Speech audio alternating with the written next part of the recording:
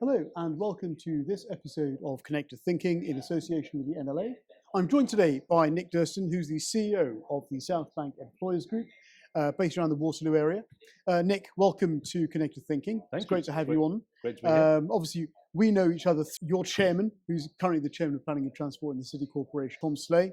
And I always hear great things about SBEG, and I thought it'd be great to have you on for an episode just to really understand a little bit about SBEG's history, if you could introduce that to us for our listeners, but also to talk about how you position yourselves amongst your stakeholders. If you can talk a little bit about your history and where you see the future opportunities for SBEG to provide even more cultural, social value to its surroundings. So why don't we start with a brief introduction of who you are and what SBEG does? Yep, absolutely. So as you say, I'm Chief Executive of South Bank Employers Group. SBEG is the acronym. And we are a not-for-profit membership organisation based in South Bank, but operating across an area that includes Waterloo, but also parts of Blackfriars. Yeah. We were formed in 1991, so we are celebrating our 35th anniversary this year. And we were one of London's first voluntary, and I use the phrase, the coalition of the willing. So there was no real model before SBEG existed of a group of employers, relatively small in number at first, coming together because they wanted to make their home a better place. So we're going back, obviously, into the late 80s, a challenging time for London, obviously, following the abolition of the GLC in 86. Yeah. You know, a real kind of absence, a real vacuum of, direction, energy, and obvious, a big kind of democratic deficit in many ways. So that's the context whereby a small group of employers, fired up by what had happened with Coin Street, who had managed to do a deal with the GLC to acquire a very significant part of the South Bank. That sense of self-determinism, that sense of kind of energy and creativity drove a small group of employers, including crucially at the time Shell and Sainsbury's, because Sainsbury's had their headquarters on Stamford Street at the time. Yeah. So small in number, the cultural organisations came on board, but essentially it was a group of employers who had a positive vision for what South Bank could become. They loved where they were sort of located as a vibrant community, but recognised that it had real challenges. It was a place that people wouldn't necessarily want to go to. Many employees who were working there found it challenging. So lots of stories of people who were working for London Weekend Television, ITV, etc., getting taxis to Waterloo because it was perceived not to be safe to make that relatively short distance. And of course, for those who know that part of London's history, before the IMAX was built, the Bull Ring, as it was called, was Cardboard City. It was where essentially London's homeless community came, and a really real devastating kind of indictment of how bad parts of London were at that point. In fact, I used to live on Stamford Street. It's King's College halls that were there, and it was Cardboard City in those days. Exactly. It wasn't a great area. King's have now moved campuses across there as well, but I remember the Coin Street community being very, very active in trying to improve the area even in those days. So I get exactly where you're coming from on that. But if we jump forward to where we are today, that South Bank stretch, it's more than just a cultural destination, isn't it? It's a very active, sort of very sensitive to what's going on around it, sort of area, very vibrant. Just describe that sort of working bit of it as opposed to just it being a destination in itself. Yeah. So it's always been, a integral part of London. A place where people have lived, a place where industry, was based. So before the 1951 Festival of Britain, that part of the river would have been, I guess what we now call post-industrial. Wharves, warehouses, all those classic sort of uses that you see in other parts of London, like Docklands. The Thames obviously being an absolutely critical part of how the area was defined. So lots of people living there. Festival of Britain, definitely a big change. But even before that, the building of County Hall, so the home of the London County Council and then subsequently the Greater London Council, was a definite part of the regeneration in the 20th century. So as you say, what you have is a evolving and still evolving part of central London. I think that's a key thing. Is the South Bank of Waterloo is wholly within the central activity zone, and there is that range of land uses and types of activity that happen there. As you say, a very successful destination. Yeah. The cultural offer is key to that, but of course we have the London Eye, we have a whole slew of internationally famous tourist attractions. But people want to work there. Yeah. So people want to be based in a place that's vibrant in the day and at night. It's also a place that is very attractive on its own terms because it has that fantastic river frontage that people can walk on. There's no cars. It has great green space. So Jubilee Gardens, Burnley Spain Gardens, owned by charities and managed by charities. And also a very vibrant community. And what I mean by that is a community that cares. People, local community organisations, local residents who engage in the process of development, redevelopment. Some interesting planning, challenges over the years. But that's how I think a genuine, authentic part of London needs to evolve. People need to have a say in what's coming. The planning process is there.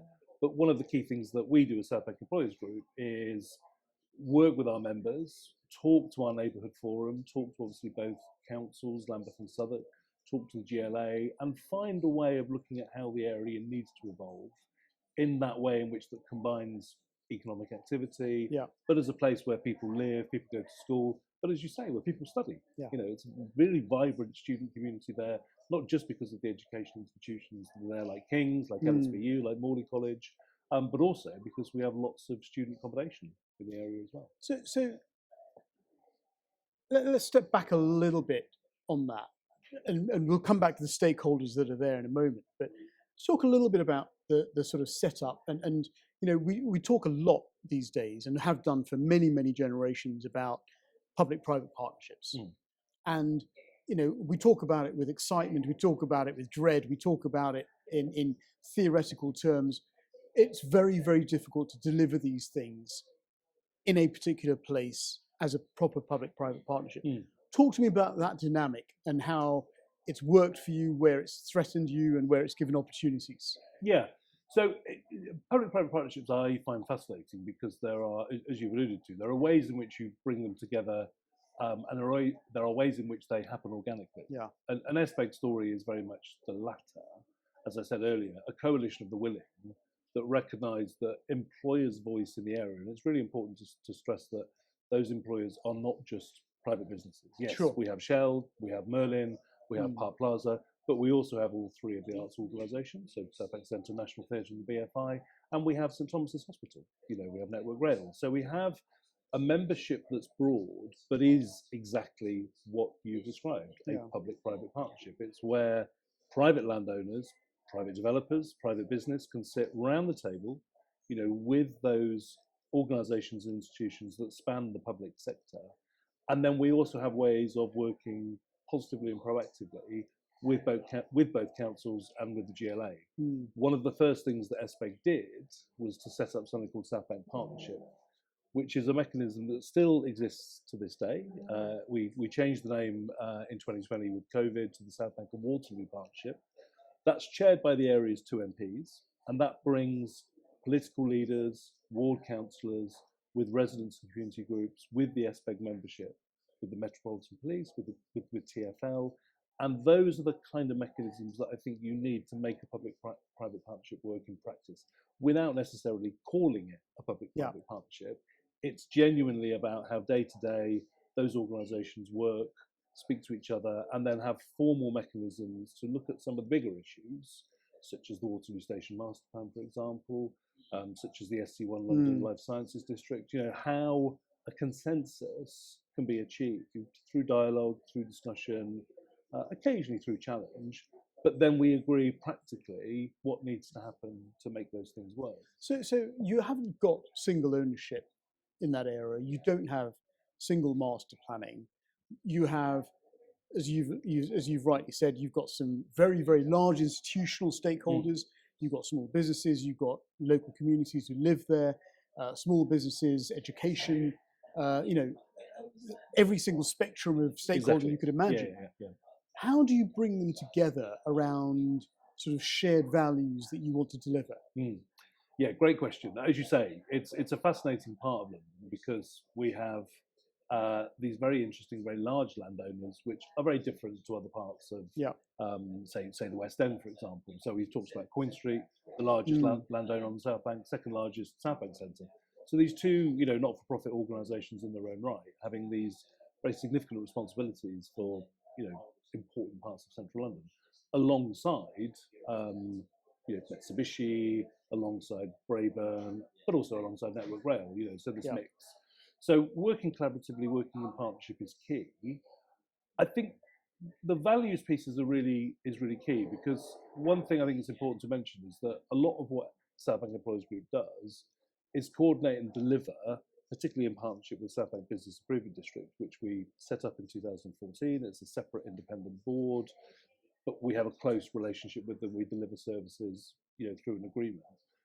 What that means is we're delivering things on a daily and a nightly basis. So the services that matter, making sure that people feel safe, making sure that the area is clean, making sure that there's a sort of a consensus around what we want to do around net zero and sustainability, ensuring that residents are part of that service. So when we're delivering things that matter, we're marshalling and pooling resources, but always ensuring that those services are relevant to everyone. The vision for South Bank Employees Group is a better South Bank for all. And at the heart of that, that's ensuring that a service which may be funded by the business community, whether that's through the bid or whether it's through the very innovative mechanism whereby 1% of the London Eye's turnover is reinvested in the area. Okay. Those services that are funded, whether it's security services, extra cleaning service, the management and the maintenance of Jubilee Gardens, they are projects and programs that benefit everyone. So if you're a resident, if you're a student, if you're someone that's working there, if you're an investor, you can see what is happening on a daily basis, and you want to be part of that. And the transparency, I suppose, then comes into it as well, that all these stakeholders are there doing their own thing, if you like, but actually contributing to the whole to succeed. Yes. But let's go to the heart of that area now, and really people see it as a cultural icon, right? There are quite rightly so. Big civic buildings there that deliver culture for London, right? Let's talk about that from a civic and an economic perspective, and where you think they've played a part in the success of that area. Yeah, so obviously the South Bank's cultural identity is internationally significant and hugely popular. We had figures from the GLA last year, 38 million visitors. Wow. Now, that obviously includes people that are coming through Waterloo Station, but we know from research that we've done that a very significant proportion of those people are coming to the South Bank because of the cultural offer. Right. And a really important part of that is about the accessibility and the inclusive nature of what that cultural offer is. So 1951, the Festival of Britain, when the Royal Festival Hall was built, famously the Royal Festival Hall has no front door because you can access it from everywhere. And that ethos of places, institutions that are welcoming, for people who have families, who are experiencing art and culture for the first time, often with no charge. That's true for all three of those organisations. So, and interesting how we've come full circle on permeability of buildings. Yes, exactly. Yeah. You look at quite brutalist architecture where you are, which can be quite foreboding for people to come into. But actually having those sort of multiple entry points and that permeability on the ground floor plane actually makes it a very inclusive building, doesn't it? It's very accessible. Absolutely. And that sort of embedding of that inclusivity into the design, I suppose, reflects into what you're trying to be as an iconic civic building. Absolutely. You've touched on a really important point, because both in terms of the original design, but also how those buildings have evolved and how those organisations have really understood and taken that to the heart. So if you look over the last 10 years or so, changes that were made to the National Theatre, as you say, the ground floor, much more accessible with the understudy bar, the new education centre to the rear of it, BFI, again, very similar. You can access the BFI from all sorts of locations on the South Bank, food and beverage offer, fundamental, so making these places welcoming, making these places accessible is key. And that absolutely is part of why the area works, why it's successful. But you mentioned the economics, that also equates to why they matter as part of London's economic engine. Research that we did originally back in 2021 showed that the cultural organisations in South Bank and Waterloo are contributing around £500 million each year to the UK economy. That's they're not. It's not just isolated to London and to the South Bank. These are all national and international institutions. They're part of UK PLC. And that data we updated last year, and we will be publishing that report. Again, points to the many economic benefits. But the headline, £500 million of economic value, it's very significant. What is key, though, is that in itself is powerful. But of course, as I said earlier, people want to be in places that are culturally dynamic, that are creative, and so there is without a doubt, there is that wider economic ecology where creatives and others want to be near to the action. They want to invest. They want to have their businesses there, and we're seeing that. The recent redevelopment of 76 South Bank, the old IBM building, which you probably remember from your student days.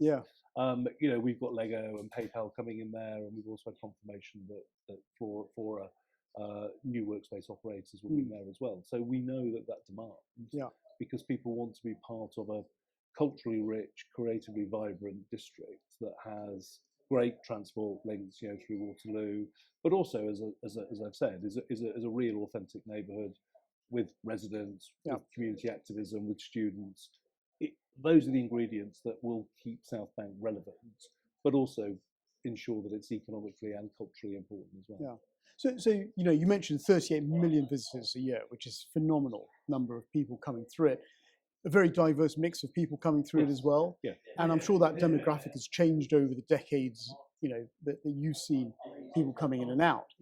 What's needed for the next generation? What's needed to keep that cultural relevance, that economic relevance, that civic relevance going forward? And what are you doing to understand those demographic needs going forward as well?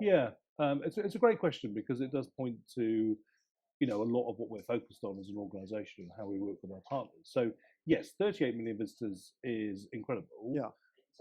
And we need to embrace that, but we also need to be real and recognise that puts pressure on a neighbourhood that is different to the West End or to other parts of central London. You mentioned earlier, we're not owned by a big, private sector, kind of landlord. So the investment model is very different, and that goes to the heart of really what our future has to be about. So there are definite investment needs. So SBEG, we've just sort of concluded our work on our 4-year strategy. At the heart of that is 3 themes of place investment, sustains us, which is the umbrella term for how we address our collective ambitions, around climate and sustainability. But also the third of those is inclusive growth. So they all relate to each other. So we believe that with the right levels of investment, and what I mean by that is ensuring that the parks are maintained, ensuring that the public realm is maintained, ensuring that the sort of services that we know people want, a visible and reassuring security presence, streets being cleaned, bins being, cleaned, etc. Those are the things that matter. So a big focus on that. But we've got to look at the investment model that we have. Obviously, the business improvement district model has shown how those additional investment levels are key. So we work very closely with our bid. The bid is very well regarded, high ballot success rates. 4th term coming up in 2029. So looking hard at what does that present as an opportunity in terms of levels of investment that are needed. We've got 2 new political administrations in Lambeth and Southwark. So beginning the conversation around SIL, around Section 106, but also utilising, as I mentioned, the money from the London Eye, 1% that gets reinvested. So big priority for us this year is to look hard at the levels of investment that's needed, ensuring that those private sector investors are committed to the South Bank as a place, but then finding ways in which the financial investment can be structured in a way that all the fundamental basics are addressed, but then also ensuring that some of the bigger plans, Waterloo Station Master Plan, is done in a way that is locked into that model, if I can sort of use that phrase. Okay. And it's great to have Network Rail as one of our members. Sure. So that I think is going to be the next big thing to focus on in terms of how, as an area, we cohere and how we work together with both councils, because obviously the South Bank spans both Lambeth and Southwark. Sure. And of course the GLA will be fundamental to that as well. I mean, it's amazing looking at your history and where you've come from and where you're going to next. I mean, you were a bid before bids existed, and we've got more and more community groups coming through. We've got more bids across London. I think there's over 70 bids now across London. 80, I think. 80.